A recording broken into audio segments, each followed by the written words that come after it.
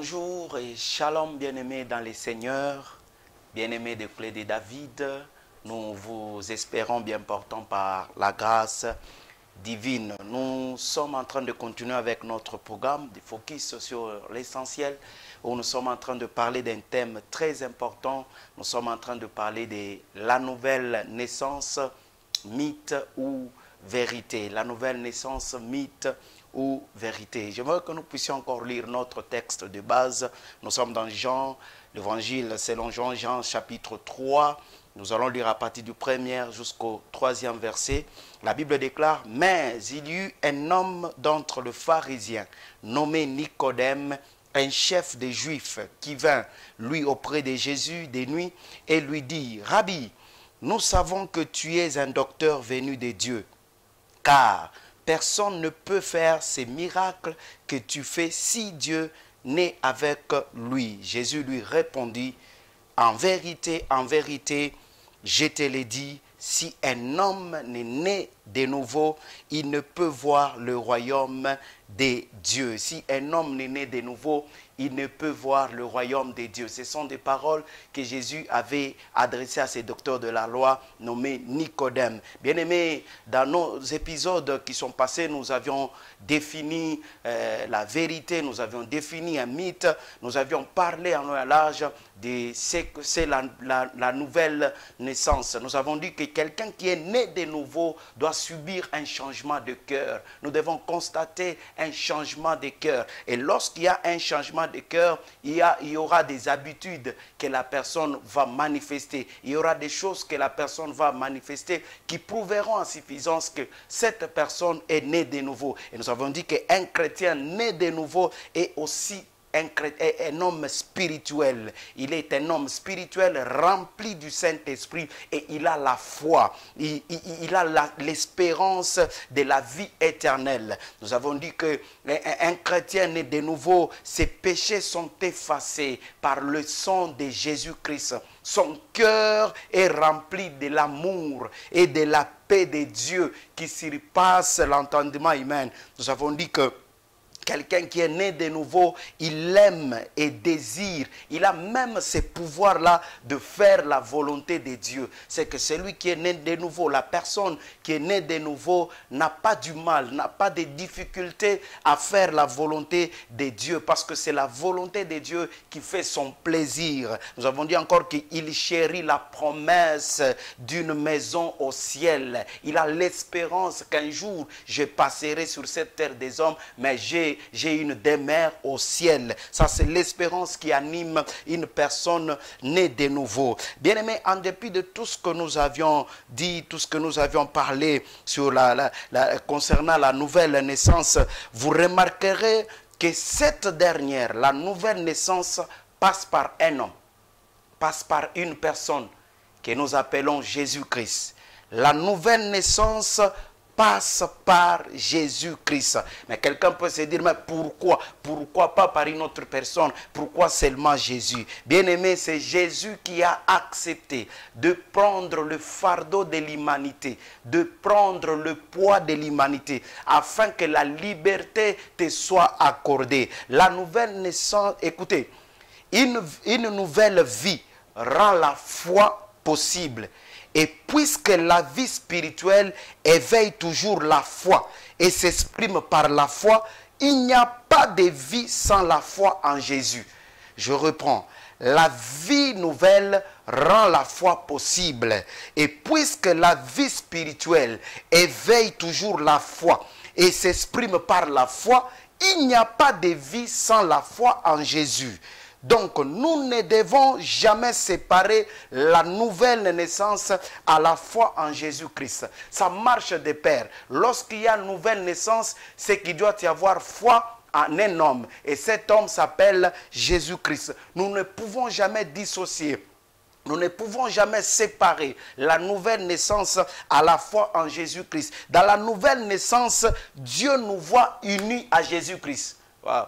Dans la nouvelle naissance, Dieu te voit, Dieu me voit, unis à notre Seigneur Jésus-Christ. La doctrine de la nouvelle naissance est donc le fondement de toutes nos espérances pour la vie à venir. La doctrine de la nouvelle naissance est donc le fondement de toutes nos espérances pour la vie à venir. C'est en réalité l'ABC de la religion chrétienne. En réalité, l'ABC de la religion chrétienne, c'est la nouvelle naissance. Ici, dans Jean chapitre 3, 3e verset, c'est à Nicodème, un chef des Juifs, bien-aimé, un docteur de la loi, que Jésus ait parlé.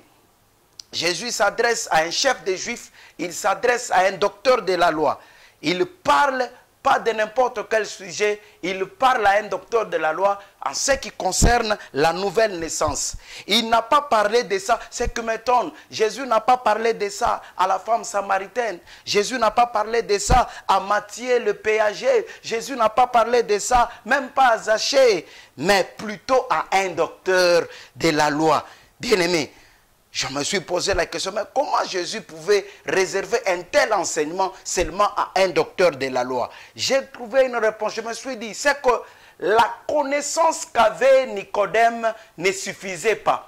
Tu peux avoir la plus haute connaissance, mais il y avait quelque chose qui manquait à Nicodème, c'est qu'il fallait passer par la nouvelle naissance. Et la nouvelle naissance nécessitait la réception de celui qu'on appelle le Fils de l'homme, Jésus-Christ. C'est qu'il fallait l'accepter. Et si Jésus avait réservé cet enseignement pour les trois derniers que j'ai cités, la femme samaritaine, peut-être pour Matthieu, pour Zachée peut-être, on pouvait comprendre. Là, on pouvait se dire certainement, les pécheurs et les femmes de mauvaise vie ont besoin de se convertir. Mais pour moi, pourquoi pour une personne qui est honnête, Nicodème pouvait se dire, pour moi qui suis honnête, comment est-ce que Jésus peut réserver un tel enseignement à moi? Nicodème était probablement un homme le plus considéré de Jérusalem. Personne n'avait rien à dire sur son compte. Personne n'avait rien à lui reprocher. C'est que j'ai compris une chose. Ici, il y avait la nécessité de naître de nouveau pour entrer dans le royaume des cieux. C'est que même celui qui connaissait beaucoup, même le docteur de la loi, appelé Nicodème, devait aussi passer par cette nécessité. La nécessité de naître de nouveau pour entrer dans le royaume des cieux. Ce n'était pas la connaissance de Nicodème qui pouvait les qualifier à entrer dans le royaume des cieux. Non, ce n'était pas ça. Il y avait la nécessité. La nécessité, c'était naître de nouveau. Et naître de nouveau, c'est recevoir le Christ. Vous le recevez et il y a un changement de cœur. Lorsqu'il y a un changement de cœur, vous commencez à vous comporter comme Christ. La Bible nous enseigne que l'homme, par nature, est coupable, perdu. Et tout celui qui se détourne de Dieu tombera toujours dans les péchés. Mes amis, l'homme par nature est déjà coupable, il est déjà perdu. Et lorsque vous vous décidez de vous détourner de Dieu, vous allez tomber dans les péchés. Du coup, l'homme doit subir une régénération. Et cette régénération ne consiste pas dans des pratiques extérieures. Non, mais cette génération consiste à une nouvelle création, une nouvelle vie. Jean 3, le verset 6, dit quelque chose de très important. La Bible dit ceci: ce qui est né de la chair est chair, et ce qui est né de l'esprit est esprit. Ce qui est né de la chair est chair, et ce qui est né de l'esprit est esprit. Dieu nous enseigne dans ce chapitre de Jean 3 comment on entre dans son royaume. Nous n'avons pas à travailler pour y entrer, bien-aimés. Vous n'avez pas beaucoup de choses à faire pour entrer dans le royaume des cieux. Nous obtenons le salut, et nous obtenons le salut sans que nos œuvres soient nécessaires. Tes œuvres ne sont pas nécessaires pour obtenir le salut. Le salut est pour, ça j'aime, le salut est pour celui, ou encore le salut a toujours été pour celui. C'est ce que la Bible dit. Romains 4, le verset 5. La Bible dit, et à celui qui ne fait point d'œuvre, mais qui croit en celui qui justifie. Est-ce que vous comprenez? Et à celui qui ne fait point d'œuvre, on fait déjà exception des lèvres. Il n'y a pas l'intervention des œuvres. Mais qui croit, on met la croyance en évidence, et qui croit en celui qui justifie l'impie, sa foi lui est imputée à justice. C'est que nous travaillons, écoutez bien aimé, nous travaillons parce que nous sommes sauvés et non pour être sauvés. Tu travailles parce que tu es sauvé et non pour être sauvé. Tu ne travailles pas pour être sauvé, mais tu travailles parce que tu as été sauvé. C'est que dans le salut, il n'y a pas l'intervention des œuvres, il n'y a pas l'effort humain. Dieu a déjà trouvé la solution du salut depuis longtemps, en envoyant son Fils, son unique. C'est que, bien aimé, tu dois te mettre en tête que pour obtenir le salut, je n'ai pas besoin de mes œuvres. Il n'y a pas besoin d'intervention des œuvres humaines. Écoute, c'est en partant de la croix que nous travaillons et non en y allant.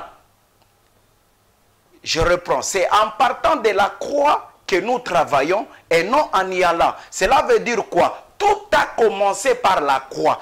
Tout a commencé par l'œuvre de la croix. Donc, tout ce que j'exprime dans ma vie, tout ce que je peux faire dans ma vie, c'est parce qu'il y a eu une œuvre à la croix. Ce n'est pas que moi, je dois m'efforcer pour aller. Non, la croix existe déjà. Jésus a tout fait à la croix. Et c'est en partant de là que moi, j'obtiens tout ce que je peux faire.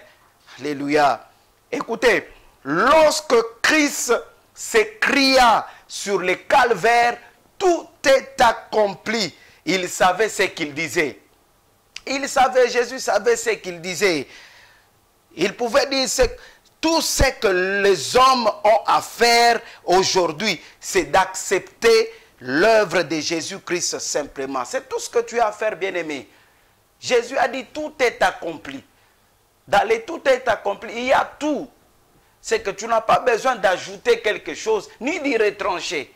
Toi, ce que tu as à faire, c'est d'accepter Jésus. Accepte Jésus, bien-aimé. Peut-être que tu es en train de me suivre, mais tu n'as jamais cru, tu n'as jamais accepté Jésus. C'est pour toi une occasion. Regarde l'avantage que Jésus te donne. Cela veut dire, tout est accompli. Il a déjà tout dressé, tout fait. Les efforts que l'homme pouvait fournir, il ne peut plus le fournir parce que Jésus a tout accompli. Il n'y a point, écoutez, il n'y a point d'espérance pour quiconque essaye de faire son propre salut. Lorsque tu essayes de te fabriquer ton propre salut, tu essayes de te fabriquer toi-même le salut, il n'y a pas d'espérance, bien-aimé. Il n'y a pas d'espérance que ça puisse réussir. Ça ne réussira pas. Tout passe par Jésus-Christ. Tout passe par la croix. Tout a commencé par la croix. Une nouvelle vie a commencé par la croix. Les jours-là, le Fils de l'homme a s'écrié, tout est accompli. Bien-aimé, ce qui est nécessaire, c'est que Jésus donne. C'est ce qui est nécessaire. Et ce que Jésus te donne, c'est le pouvoir de résister à la tentation et de mener une vie pure. Jésus te donne le pouvoir de résister à la tentation et même de mener une vie pure, une vie saine, une vie sans péché. C'est formidable. Accepte Jésus. Écoute, le ciel est rempli et sera rempli de ceux qui sont nés de nouveau. Ceux qui ont reçu l'Esprit de Dieu. La nouvelle naissance est une vérité absolue, bien-aimés. Partons de tout ce que nous avions dit. Donc nous comprenons que la nouvelle naissance est une vérité absolue. Ce n'est pas un mythe. La nouvelle naissance a un fondement. Et le fondement de la nouvelle naissance, c'est Jésus-Christ de Nazareth. Nous avions dit à l'introduction de nos émissions que la vérité, c'est ce qui a un fondement. Et la nouvelle naissance est une vérité absolue qui a un fondement qui s'appelle Jésus-Christ de Nazareth. C'est ce qui est réel. La nouvelle naissance est réelle, bien-aimé. La nouvelle naissance, c'est ce qui te confirme même, qui confirme notre appartenance et notre statut d'enfant de Dieu. Waouh, voyez. Pour être confirmé comme étant enfant de Dieu, ton appartenance dans le royaume de Dieu passe par la nouvelle naissance. Accepte Jésus comme ton Seigneur et Sauveur. Sois né de nouveau et tu vas confirmer ton appartenance au royaume des cieux. Tu vas confirmer ton statut d'enfant de Dieu. Et tout passe par la réception de Jésus-Christ comme étant Seigneur et Sauveur. Voici maintenant 4 étapes pour parvenir à la nouvelle naissance, pour être né de nouveau. 4 étapes. Il y en a peut-être plusieurs, mais j'en ai sorti 4 étapes les plus clés. La première étape, pour naître de nouveau, vous devez écouter Dieu. Alléluia. Vous devez écouter Dieu, c'est-à-dire vivre selon la volonté de votre Créateur. C'est préparer à l'écoute de Dieu. Vous devez être prête à écouter Dieu. C'est ça même le début. Lorsque vous êtes prête à écouter Dieu, là, vous êtes sur la bonne voie pour la nouvelle naissance. C'est ce qu'Hébreu dit. Donc, aujourd'hui, si vous entendez sa voix, n'endurcissez pas vos cœurs. C'est qu'il y a une personne qui parle et il y a une autre personne qui doit écouter. Dieu parle et moi, je suis prompte à écouter ce que Dieu dit. Lorsque vous écoutez ce que le Père, ce que Dieu est en train de dire, vous êtes sur la bonne voie. Deuxième étape, c'est prendre conscience de notre position devant Dieu ou devant notre Créateur. Lorsque tu es conscient, lorsque tu es consciente de ta position devant ton Créateur. C'est-à-dire quoi? Cela veut dire que vous êtes consciente qu'il y a quelque chose à vivre pour que demain ne soit pas semblable à aujourd'hui. Cela veut dire qu'il y a quelque chose que je dois faire. Il y a quelque chose que je dois vivre pour que mon demain ne soit pas comme mon aujourd'hui. Si mon aujourd'hui était mauvais, si mon aujourd'hui n'était pas bon, c'est que mon demain doit être bon. Cela veut dire quoi? Il y a quelque chose que je dois vivre pour changer mon demain. Jean chapitre 3, le verset 16, le verset que nous connaissons tous. La Bible dit, oui, Dieu a tant aimé le monde qu'il a donné son Fils, son unique, pour que tous ceux qui placent leur confiance en lui échappent à la perdition et qu'ils aient la vie éternelle. La version seconde dit ceci: car Dieu a tant aimé le monde qu'il a donné son Fils, afin que quiconque croit à lui ne périsse point, mais qu'il ait la vie éternelle. Bien-aimés, écoutez, une existence sans conversion mène à la perdition. Une existence sans conversion mène toujours à la perdition. Bien-aimés, car nos fautes et nos péchés nous condamnent devant Dieu. Tes fautes et tes péchés te condamnera toujours devant Dieu. Te condamnent devant Dieu. Et si tu existes, c'est pour vivre une conversion, vivre une nouvelle vie. Parce que sans elle, tu iras à la perdition, bien-aimé. La bonne nouvelle que je suis venu t'annoncer, c'est que Dieu nous offre une nouvelle naissance spirituelle, car Jésus-Christ a payé sur la croix le prix de notre condamnation et nous pouvons être réconciliés avec notre Père Céleste grâce à sa médiation. Grâce à la médiation de Jésus-Christ, nous pouvons nous réconcilier avec notre Père. Ça, c'est une bonne nouvelle pour toi, c'est une bonne nouvelle pour moi. Jésus-Christ est la médiation. Jésus-Christ est la personne par qui nous devons passer pour atteindre le Père, par qui nous devons passer pour voir le Père. Bien-aimé, Jésus-Christ, c'est la solution à nos péchés, la solution à nos défauts. Il y a des défauts que tu as. Il y a des péchés que tu as. Passe par Jésus-Christ, tu vivras une vie nouvelle. Tu vivras la conversion parce qu'il y a ce que Jésus nous apporte. Ce que Jésus nous apporte, c'est la nouvelle vie. C'est la nouvelle naissance, bien-aimé. Et la nouvelle naissance passe par Jésus-Christ.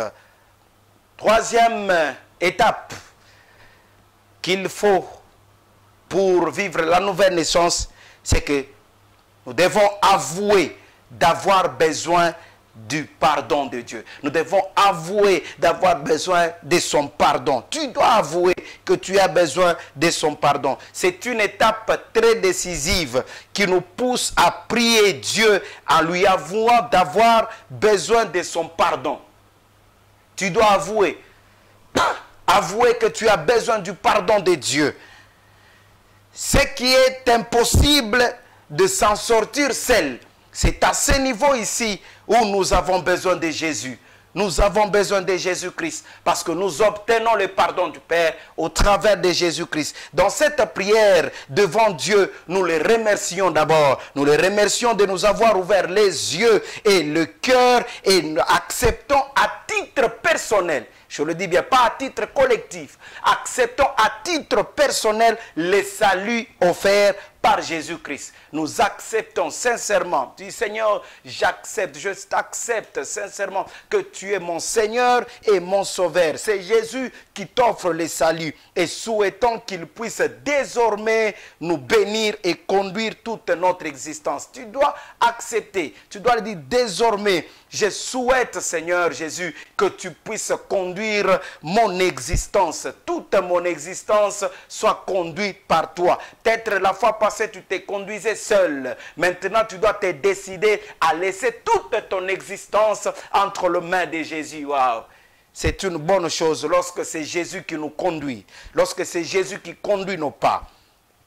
Et quatrième étape, et la toute dernière, c'est l'apprentissage de la vie avec Christ. Tu dois apprendre, donc je dois apprendre à vivre avec Christ. Tu dois apprendre, nous devons apprendre à vivre avec Christ. Pourquoi? Parce que sa présence dans nos cœurs change nos perspectives. La présence de Jésus-Christ dans ton cœur change tes perspectives. Donc tu ne vois plus les choses comme tu étais en train de le voir toi, mais tu vois les choses comme Jésus-Christ le voit. Tu ne fais plus les choses comme toi tu le faisais, mais tu fais les choses comme Jésus-Christ te demande, comme Dieu te demande de le faire. Je ne veux plus vivre seul, mais avec lui et selon sa parole. Je ne vis plus seul, mais je vis avec Jésus parce qu'il habite dans mon cœur et je dois vivre avec sa parole. Je ne vis plus avec ma propre parole, mais je vis avec la parole de Dieu. La Bible devient donc mon livre d'instruction quotidien. La Bible, j'aime la parole de Dieu. C'est pourquoi l'apôtre Paul, parlant de la parole de Dieu, il dit quelque chose de très magnifique, quelque chose de très important. Dans 2 Timothée chapitre 3, le verset 16 et 17. Écoutez ce que l'apôtre Paul dit. Il dit, car toute l'écriture est inspirée de Dieu et utile pour enseigner, réfuter, redresser et apprendre à mener une vie conforme à ce qui est juste. Ainsi, l'homme de Dieu se trouve parfaitement préparé et équipé pour accomplir toute œuvre bonne. L'apôtre Paul dit que l'écriture est inspirée. L'écriture est inspirée de Dieu et utile pour enseigner, réfuter, redresser et apprendre à mener une vie conforme à ce qui est juste. C'est la parole de Dieu qui t'aidera à mener une vie juste sur cette terre remplie de péchés, remplie de problèmes, remplie de situations difficiles. C'est la parole de Dieu qui t'aidera à mener une vie juste. Bien-aimé, aime la parole de Dieu. On ne peut pas parler de la nouvelle naissance si on n'aime pas la parole de Dieu. Comment est-ce que toi tu peux dire que tu es né de nouveau? Je suis né de nouveau, un chrétien né de nouveau, mais tu as du mal même à méditer un jour la parole de Dieu. Tu as des difficultés à méditer la parole de Dieu. La nouvelle naissance nous pousse à aimer la parole de Dieu. Car c'est dans la parole de Dieu où nous trouvons la volonté de Dieu. C'est dans la parole de Dieu où nous trouvons ce que Dieu désire pour nous. Ce que Dieu désire que nous puissions faire pour lui. C'est dans la parole de Dieu. Aime la parole de Dieu. Je te prie, bien-aimé dans le Seigneur. Si tu es né de nouveau, aime la parole de Dieu. Si tu te dis chrétien né de nouveau, tu dois aimer la parole de Dieu. Car c'est dans la parole de Dieu où nous trouvons sa volonté. Bien-aimé, en dépit de tout ce que nous venons de dire sur la nouvelle naissance, est-ce que tu peux te remettre en question? Tu peux te poser aussi cette question. Est-ce que réellement je suis né de nouveau? Je suis né de nouveau. Parce que tu dois vivre cette expérience avec Jésus-Christ. Alors que je suis en train de terminer, je veux faire cette prière avec toi qui m'as suivi. Je veux qu'on prie. Seigneur, Dieu de grâce, Dieu de bonté. Nous avons dit ces choses, Seigneur, pas pour nous enorgueillir, pas pour faire plaisir aux gens, Mais nous avons dit ces choses parce qu'il y a un besoin. Il y a un cœur qui doit changer. Il y a un cœur qui était en train de vivre une mauvaise vie, qui doit changer et vivre selon ta parole. Vivre une vie juste. Je prie que mon frère qui me suit, que ma soeur qui me suit, Seigneur, qui a besoin de vivre aussi cette expérience de la nouvelle naissance. Seigneur, qu'il soit sensible à écouter ta parole, car tu dis aujourd'hui, si vous entendez ma voix, n'endurcissez pas vos cœurs. Seigneur, je prie que leur cœur soit flexible à écouter ta parole pour qu'ils puissent vivre cette expérience avec toi. Et que nos cœurs, le cœur de tous ceux qui te suivent pendant ces moments, change. Et c'est là pour ta gloire. Au nom de Jésus. Amen. À la prochaine.